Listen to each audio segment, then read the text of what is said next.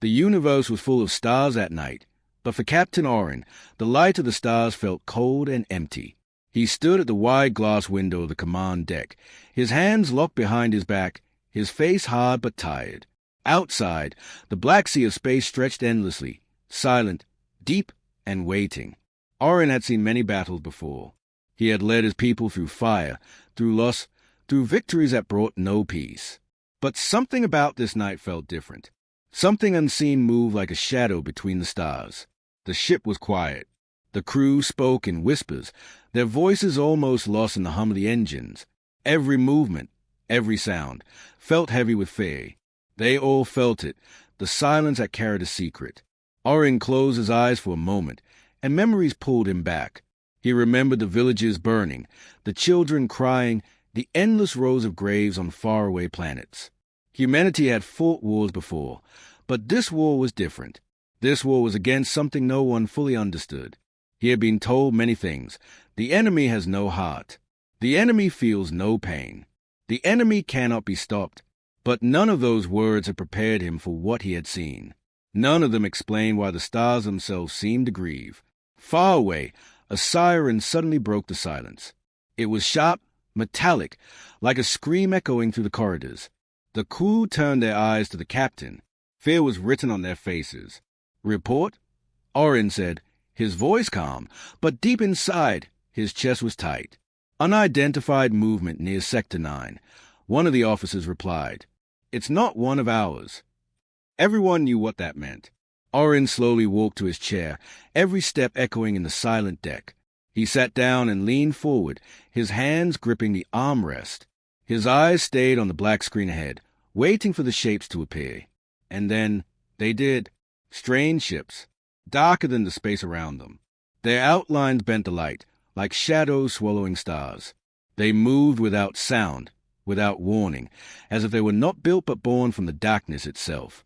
The crew froze. No one breathed. Orin stared at them, his mind heavy with a thought he did not want to speak. This war should never have begun. He remembered that night when it all started. He remembered the council of leaders arguing, their pride louder than their wisdom. They had wanted to show strength, to claim new worlds, to prove that humanity was unbreakable. But their first attack had awakened something they did not understand. Orin had been there. He had heard the first cries of the enemy. They were not words, not language, but a sound that felt like sorrow, a sorrow that shook even the strongest hearts. That was the moment Orin knew the truth. Humanity had started a war the universe itself would regret. The enemy's ships grew closer, their black shadows spreading across the viewing glass. The hum of the engines grew louder, trembling under the weight of the unknown. "Shields up," Orin ordered, his voice steady, though his hands trembled behind the steel of his command. The crew obeyed. The sound of switches clicked like nervous heartbeats. Lights glowed red across the deck, painting faces in warning colors. Outside, the enemy ships stopped moving. They just floated there, watching, waiting. It felt less like a threat and more like a question. Why? The silence stretched long, almost unbearable. Orin felt as if the stars themselves were holding their breath. And then, a whisper. It came not from the speakers, not from the machines, but from the air itself. A low, echoing voice that seemed to seep into the walls of the ship, into the bones of everyone present. "You should not have come." The crew gasped. Some covered their ears, but the sound was not in their ears. It was in their hearts. Orin's chest tightened. He looked at the faces around him, his people, his soldiers, his family in war. Their eyes were wide with terror. And in that moment, Orin knew what they all felt. This was not just a fight for survival. This was punishment. Punishment for what humanity had done.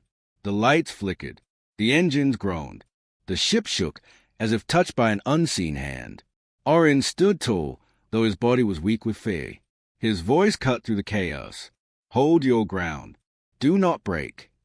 But deep inside, he knew the truth. This was only the beginning. The universe had remembered, and it would not forgive. The air inside the command deck felt heavier after the whisper. The crew sat frozen, their eyes wide, their bodies trembling. They were soldiers trained for battle, but no training could prepare them for a voice that seemed to crawl inside their very souls. Captain Oren stood at the center, his face pale but firm. His heartbeat thundered inside his chest, but his voice remained calm. "Stay focused," he said. "Fear is what they want. Do not give it." But even as he spoke, he knew his words were thin shield against a storm that none of them understood. The enemy ship still floated outside, silent and unmoving. They looked less like machines and more like shadows given shape. Their edges blurred, as though they were part of the darkness itself. No signal, no weapon fire, no engines, only waiting. Oren slowly lowered himself into his chair. His hand brushed the metal armrest, cold and shaking. He remembered the first encounter, years ago, when humanity had fired the first shot. He remembered the silence that followed before the scream that carried across entire systems. It was not rage. It was grief. The universe had never been the same since. "Captain," the sensor officer said, his voice shaking, I detect something unusual." Oren turned his eyes. "What is it?" The officer swallowed.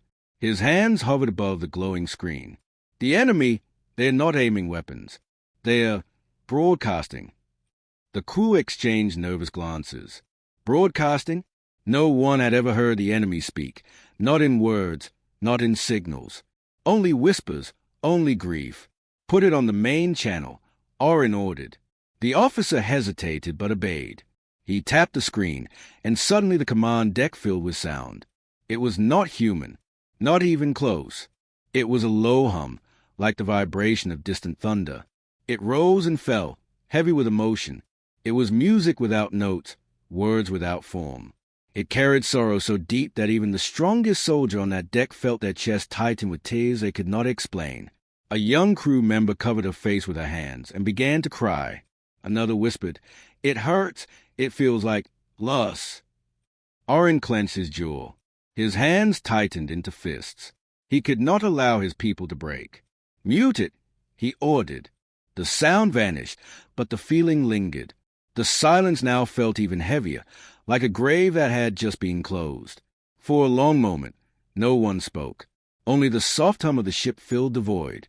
Then Oren said quietly, almost to himself, "This is not war. This is mourning." The words chilled the crew more than any enemy weapon. Mourning? For what? For who? No one knew. Oren stood again, his back straight, his eyes locked on the black shadows beyond the glass. "They are trying to tell us something," he said, "but we chose not to listen. We answered with fire instead of understanding." His words cut deep. Some crew members lowered their eyes, ashamed. Others looked angry, unwilling to accept guilt. But all of them knew, deep in their hearts, that Oren was right. Suddenly, the shadows outside began to move again. Slowly, silently, they spread into formation, surrounding Oren's ship. Red warning lights blinked across the command deck. The ship's alarm wailed, loud and sharp. "Captain, they are closing in," shouted the officer at the helm. Oren lifted his hand. "Hold position. Do not fire." The crew stared at him in shock. "But, sir—" "Do not fire." His voice thundered, stronger than steel. The crew obeyed, though their hands shook above the controls. The enemy ships grew closer until their shapes filled the entire view. Darkness swallowed starlight. Then, once more, the voice returned. "You broke the silence of the stars. You brought fire to what was sleeping. And now you will learn." The deck trembled. Lights flickered. The sound was not just heard. It was felt, vibrating through bone and blood. One crew member screamed and collapsed. Another clutched the side of his head, crying out in pain. Oren gritted his teeth and forced his voice to rise above the chaos. "Stay strong. They want us weak, broken. Do not give them what they want." But even as he shouted, a part of him feared the truth. This enemy did not want their destruction. Not yet. This enemy wanted them to feel, to understand, to regret. The universe itself had turned against them, and he, Captain Oren, was leading his people into its judgment. Outside, the shadows pulsed once, twice, then everything went still. No sound, no movement, only silence so deep it felt alive. And in that silence, every soul on the ship understood. The war was no longer about victory. It was about survival and atonement. The silence after the voice was worse than the voice itself. The crew stood stiff at their stations, afraid even to breathe. It felt as if the ship itself was listening, waiting for judgment. Captain Oren's eyes stayed fixed on the glass screen. Outside, the enemy ships hovered like great shadows, their forms blending into the darkness of space. They did not attack. They did not retreat. They only watched. The crew whispered among themselves. "Why are they waiting?" one asked. "Why don't they destroy us?" Another voice answered, trembling, "Because they want us to suffer first." Oren silenced them with a single look. His voice was firm, but heavy with truth. They could have destroyed us the moment they arrived. But they didn't. That means something. But no one dared to ask what it meant. Suddenly, the ship lights flickered. A low hum rose from the walls, not from the engines, but from somewhere deeper. The air seemed to vibrate with unseen energy. "Captain!" shouted the chief engineer. "It's not us. The power systems are being touched externally." The crew scrambled to their stations, screens flashing red warnings. Numbers ran wild, systems overloaded, but nothing broke completely. It was as if the enemy was testing them, pulling their ship apart one thread at a time. And then the viewing glass changed. At first it looked like static, tiny ripples across the black screen. But then the static grew, spreading like cracks of light.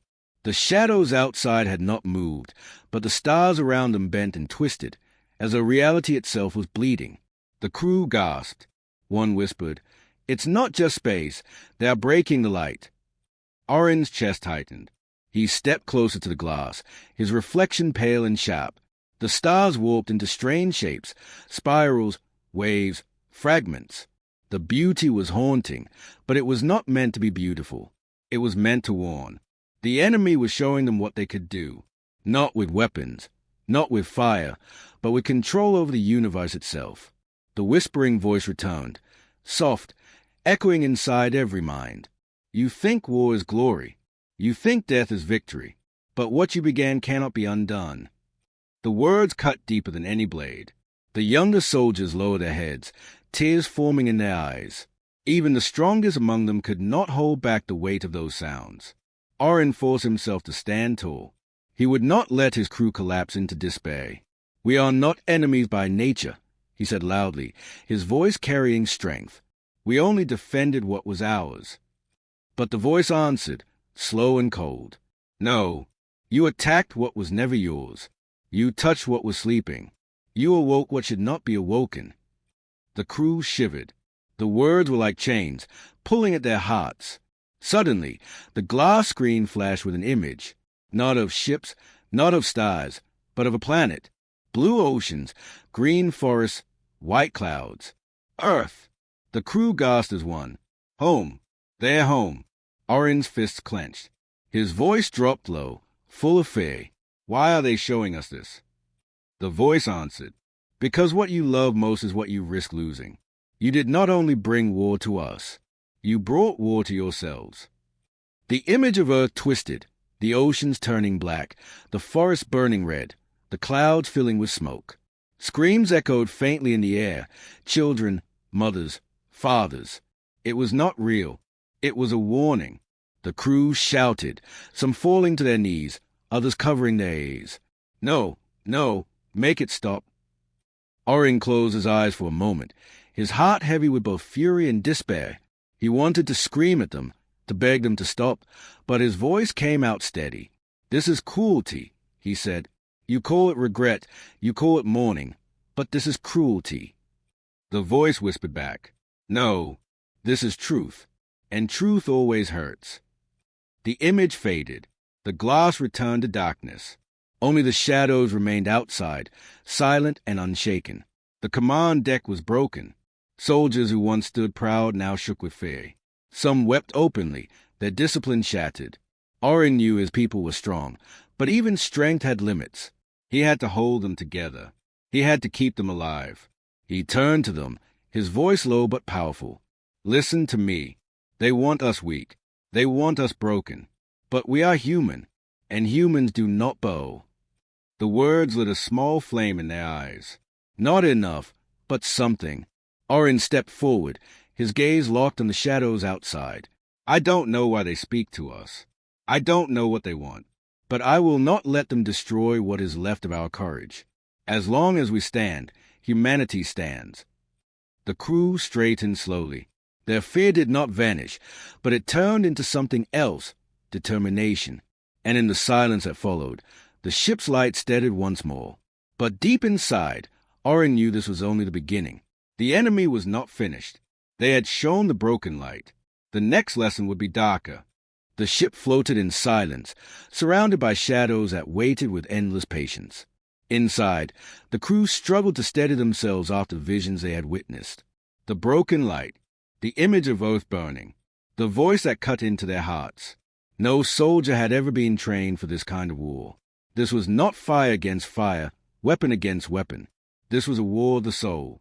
Captain Orin stood tall at the center of the command deck, his face hard, though his eyes carried the weight of sorrow.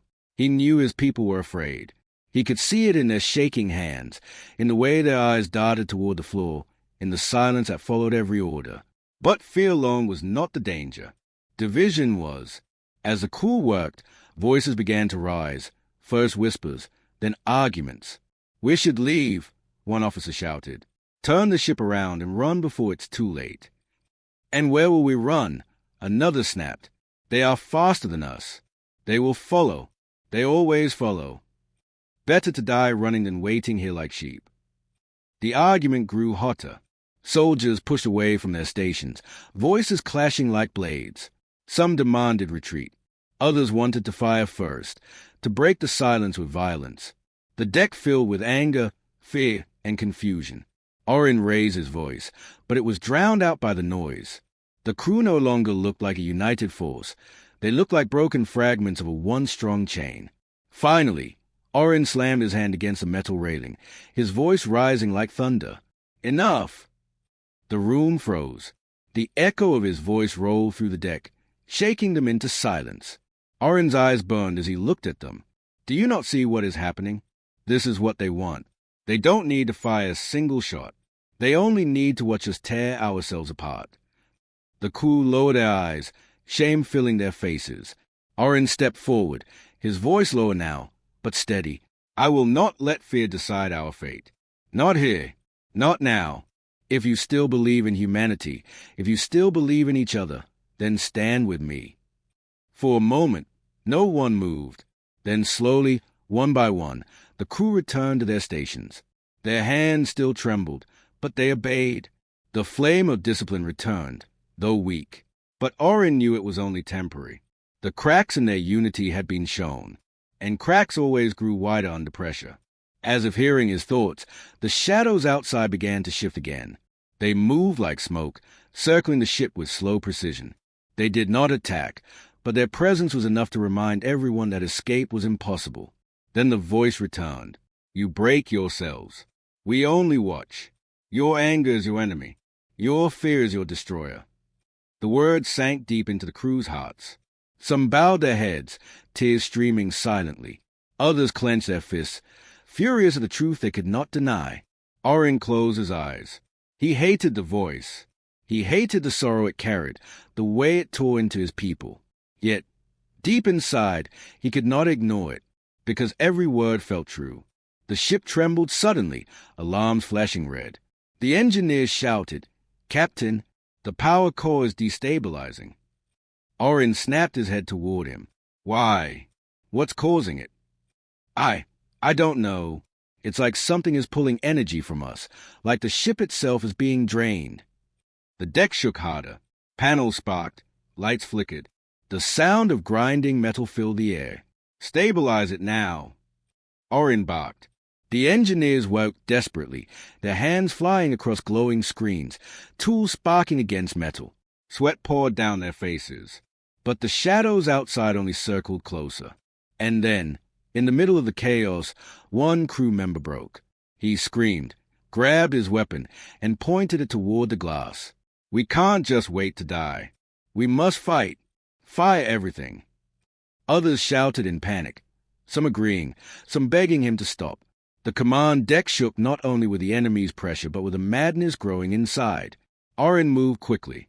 He stepped in front of the soldier, his voice sharp as steel. "Put it down." "I won't die like this," the soldier cried, his hands trembling on the trigger. "You won't die," Orin said firmly. His voice dropped lower, softer. "Not today. Not like this. You are human, and humans endure." The soldier's breath came fast and ragged. His eyes were wide with terror. For a long moment, no one moved. Then slowly, the weapon lowered. It fell to the floor with a heavy clang. The crew exhaled in relief. Orin placed a hand on the soldier's shoulder. "I know your fear. I feel it too. But we must not give it to them. Not while we breathe." The soldier nodded weakly, tears in his eyes.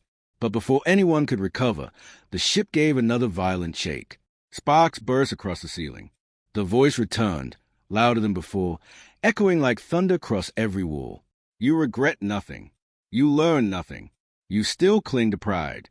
And so, the lesson must continue." The shadows outside pulsed, their black shapes glowing faintly with red light. For the first time, the enemy showed power beyond whispers, power that could burn. The crew stared in horror. The lesson was not over. It had only just begun. The enemy's shadows glowed faint red, circling the ship like hunters surrounding prey. Every heartbeat inside the command deck fell heavier, louder. The crew stared at the shifting darkness, their eyes wide with dread. Captain Orin stood firm, but inside his chest, fear pressed like iron. He had faced death before. He had faced fire, screams, and silence. But this was different. This was not simply a battle of survival. This was judgment. The voice returned, low and echoing, crawling through the walls, through the very air. "You must see what you have done. You must remember what you made the universe lose." Suddenly, the glass screen lit up again. The shadows outside pulsed, and with every pulse, images filled the deck. Not holograms, not projections, memories. The crew gasped as scenes unfolded before their eyes. A village burning under the red sky of a colony world. Children running, screaming, smoke swallowing their small voices. Soldiers, human soldiers, marching forward with weapons raised. One officer whispered, That was our campaign on Ralo 7. His voice broke. We called it a victory." The image shifted. Another world appeared, its oceans boiling as human ships rained fire from the skies. Cries echoed, not only of humans but of creatures unknown, their voices desperate, begging. More scenes came, planet after planet, battle after battle. Cities collapsing, forests burning, skies filled with ash. The crew stared in horror. Some clutched their faces, others sank to their knees. They had fought for humanity, but now they saw the cost. Orin's jaw tightened, his eyes never leaving the glass. He remembered every battle. He remembered the orders, the cheers of victory, the medals placed on his chest. And now he saw them for what they truly were, scars. One young crew member screamed, Stop showing us this." She covered her ears, tears pouring down her cheeks. But the voice answered coldly, "You must see. You must know. You called it conquest. You called it defense. But we call it loss. You broke what was never yours to touch." The images grew sharper, crueler. Human soldiers dragging survivors, leaving behind ashes and ruins. The voice carried sorrow so deep it made the strongest men tremble. Orin finally shouted, "Enough!" His voice roared across the deck. His fist slammed against the railing. "We know what we've done. We know the blood on our hands. But torment will not change it." The ship fell silent. For a moment, the voice did not answer. The shadows outside stilled, pulsing faintly. Then the voice spoke, softer now. "You speak truth. Torment does not change the past. But regret may shape the future." The crew raised their heads. Some dared to hope. Others only feared what future meant in the mouth of such a being. Orin's voice dropped lower, steadier. "If you want us to regret, we already do. Every soul on this ship feels the weight of what humanity has done. But if you want us to kneel, we will not. We cannot. That is not who we are." The crew looked at him, their eyes torn between fear and pride. His words struck something inside them. Even in despair, even in guilt, there was strength. The shadows outside shifted slowly. They moved back, only slightly, as though considering his words. But the images on the glass did not stop. The next vision was not of battlefields. It was of families, human families, mothers waiting at windows, children holding pictures of fathers who never came home, graves lined in endless rows beneath silent skies. The crew wept openly. They had thought themselves soldiers of victory, but now they saw they were only pieces of endless grief, grief shared not only by the enemy, but by humanity itself. The voice whispered, "Now you see, war is not glory, war is not strength, war is only loss, and you began one that should never have been born." The glass went dark. The visions ended. The crew sat broken, their hearts heavy with sorrow. But in that sorrow, a new feeling stirred. Not pride, not anger. Something quieter, something heavier. Regret. Orin closed his eyes, his voice soft. We cannot undo what we've done, but we can choose what we become. And we will not become monsters again. The crew listened, their heads lifting, their eyes still wet with tears. For the first time, unity returned, not through pride, not through orders, but through shared pain. Outside, the shadows drifted in silence. They did not attack. They only waited. But Orin knew the lesson was not over. The enemy had shown them memory. What came next would be harder, because memory could wound. But judgment could destroy. The memories had broken the crew, yet also bound them together. For the first time since the shadows appeared, the soldiers on board stood united, not in pride, but in sorrow. The silence that followed was heavy, but not empty. It was the silence of people who finally understood the truth. Captain Orin stood at the center of the command deck, his hands gripping the railing. His eyes were tired, but they burned with new resolve. He had seen the worst of humanity reflected back at him, but he had also seen its pain. The shadows outside remained still, waiting. Then the voice returned, stronger, heavier, filling every corner of the ship. You remember. You regret. But regret is not enough. Now you must be judged. The crew stiffened. Fear returned like a wave. Judged? What did that mean? The ship trembled violently. Alarms blared. Lights flashed red across the deck. "Captain," the engineer shouted. "Heat levels are rising inside the ship." "What?" Orin snapped. "It's not the engines. It's everywhere. The walls, the air itself. Temperature is spiking." The crew gasped as the heat wrapped around them like fire. Their uniforms clung with sweat. The metal floor glowed faintly, burning against their boots. One soldier fell, crying out as his skin blistered from the heat. Another collapsed, coughing, choking on the heavy air. "They are burning us alive," someone screamed. The shadows outside pulsed brighter with red light, surrounding the ship in a deadly glow. The voice thundered. "Fire is what you brought to others. Fire is what you gave to worlds. Now fire will judge you." The crew panicked.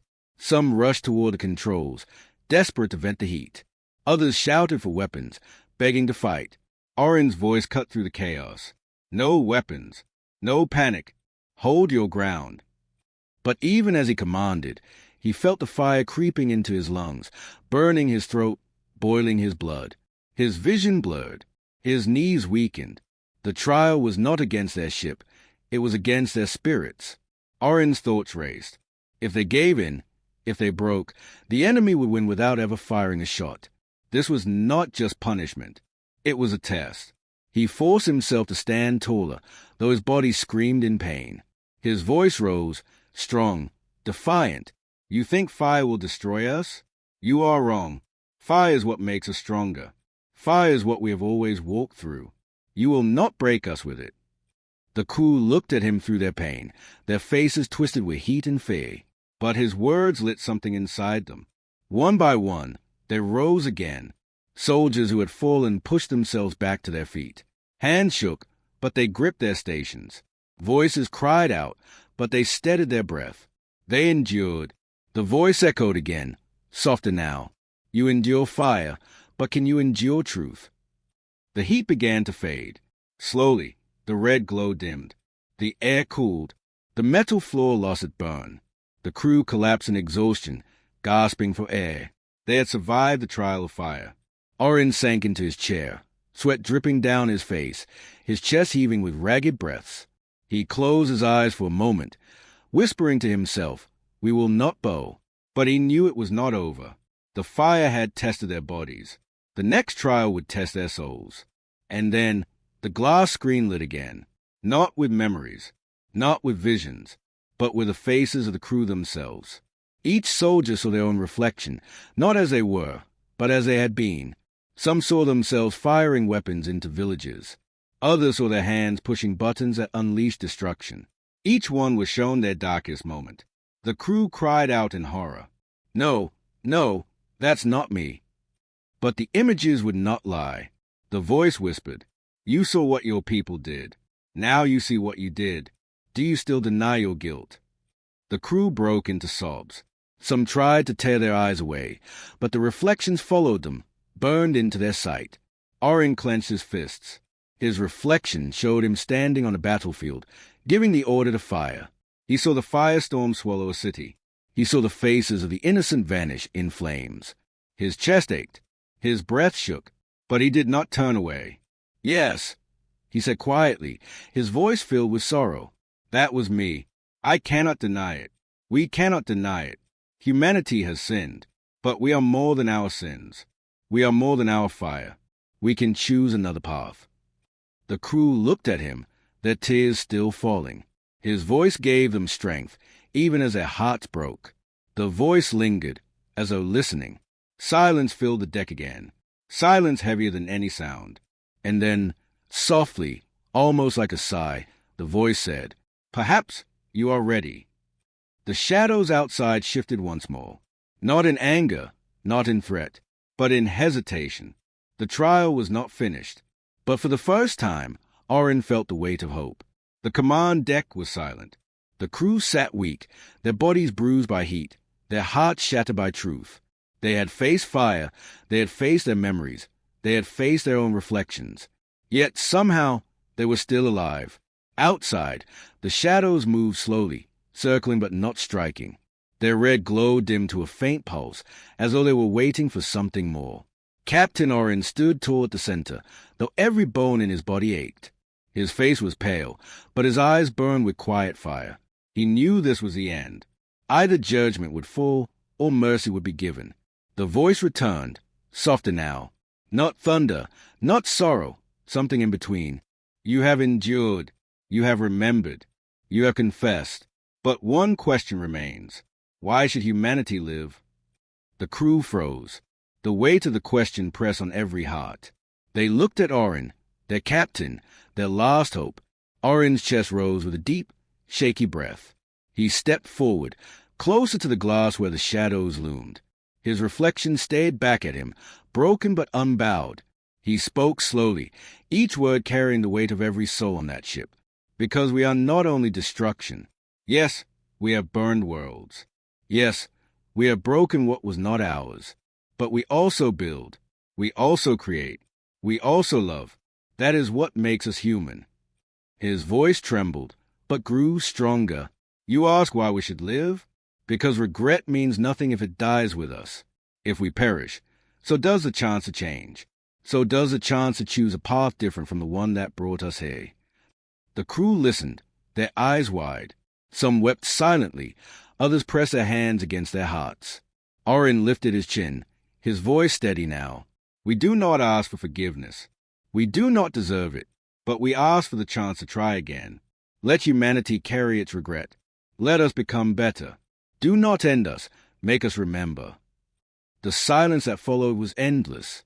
The shadows outside stopped moving. They hovered like great statues of darkness, their faint red glow flickering as if in thought. The crew waited, every breath caught in their throats. Then the voice returned. "Your words carry weight. Your sorrow is true. But know this, regret is not freedom. Regret is chains. And humanity will carry those chains forever." The crew shivered, unsure if that was mercy or doom. But then, slowly, the shadows began to withdraw. They drifted back into the endless black, fading into the stars until only silence remained. The voice spoke one last time, soft as wind through a graveyard. The war you began will be remembered. The fire you brought will never be undone. But you live, not because you deserve it, but because regret itself demands it. Carry it well, humans. Carry it forever. And then the voice was gone. The glass showed only stars now, cold, distant, eternal. The shadows had vanished. The trial was over. The crew collapsed into their chairs, gasping in relief. Some sobbed openly. Others stared blankly at the stars, their hearts too heavy for words. Orin lowered himself slowly into his seat. His hands shook as he gripped the armrest, but his face was calm. He knew what had happened. He knew the truth. Humanity had not won. Humanity had not been forgiven. Humanity had only been spared. The war would never be remembered as victory. It would never be remembered as glory. It would only be remembered as a war the universe itself regretted. Orin closed his eyes, whispering to himself, "We will remember. We must remember." The ship floated silently through the dark, carrying not only its crew, but the weight of an entire species' mistakes. For the first time, the crew did not speak of survival, of revenge, or pride. They only sat in silence, bound by the same truth. And as the stars watched from their endless distance, humanity's greatest weapon was no longer its fire. It was its regret.